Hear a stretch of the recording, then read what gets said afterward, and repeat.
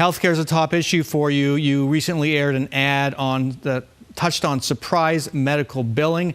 Surprise medical billing is endemic in the air ambulance industry. A Consumer Reports expert told me air ambulances are lifesavers, but patients are at the company's mercy. And until fairly recently, you were on the board of one of these companies, a Scottsdale-based air ambulance company. And according to your recent financial disclosure, you hold stock valued at $250,000 to $500,000. Were you aware of how the industry's billing practices worked when you were on the board of that company?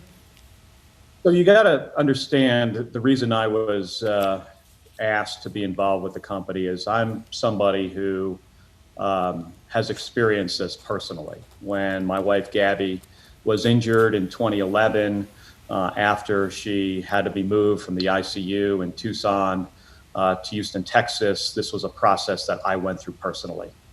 So I understand it from a personal perspective.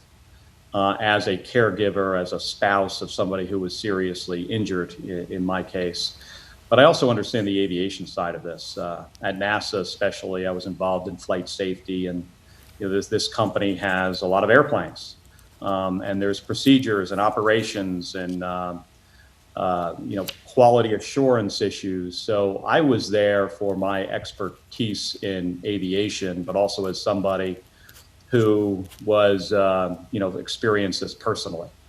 And that's all understood. Yet as a board member, there's some fiduciary responsibilities with that. You also have a financial stake in this company. So again, were you aware of how this industry works and that some of the challenges that, people who use it can face? Right. Again, there are board members that come from the healthcare industry. My background is NASA, being a Navy pilot for 25 years. My focus there was on the aviation, the flight safety aspect of this, and not the financial aspect of it. Well, as it turns out, this is been a very tough issue for Congress to deal with because air ambulances aren't regulated the way healthcare or health insurance is regulated.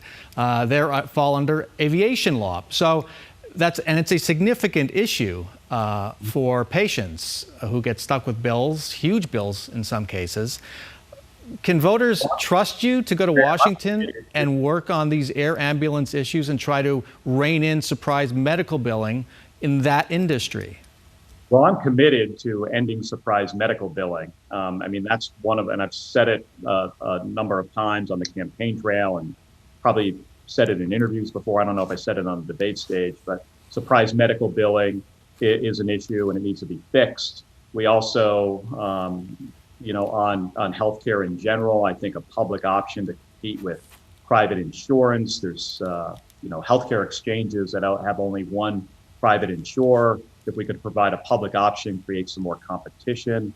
I also think allowing folks to buy into Medicare at a certain age, maybe at 50 or 55 years old, you could remove them from the bigger healthcare market and reduce costs. These are three things I've been talking about for a while. Are you willing to dig in and deal with the unique issues in this air ambulance industry to end surprise billing there? Well, absolutely. I'll dig in on any issue. And healthcare is a number one priority for me. If I'm elected to the United States Senate, it's something I have a very personal, experience with. When my wife Gabby was injured in 2011, she was in the ICU for weeks. She was in the hospital for 6 months. She was a outpatient for a year. She still does, physical therapy and speech therapy. So I have a very personal experience with healthcare.